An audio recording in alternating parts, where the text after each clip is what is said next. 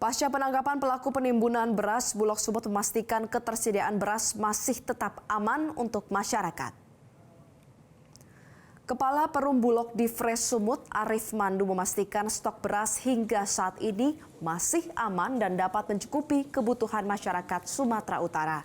Hal ini menyusul terungkapnya kasus penggelapan dengan memalsukan dokumen oleh rekanan Bulog untuk mengeluarkan 2.000 ton beras dari gudang Bulog.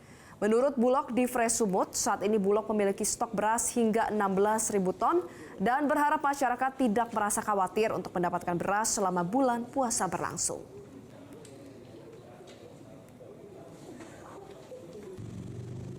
Ya, saya kira dengan penyaluran beras komersil, beras SPHP ini dalam rangka untuk kita menjaga stabilitas harga. Ya, saya kira juga kami minta masyarakat untuk tidak usah panik. Stok kami saat ini ada 16.000 ton. Ini dalam proses bongkar, masuk Belawan ini ada 15.000. Nanti tanggal 17 ada 20.000 lagi. Jadi kita tambah stok dalam menghadapi puasa Lebaran. Jelajahi cara baru mendapatkan informasi. Download Metro TV Extend sekarang.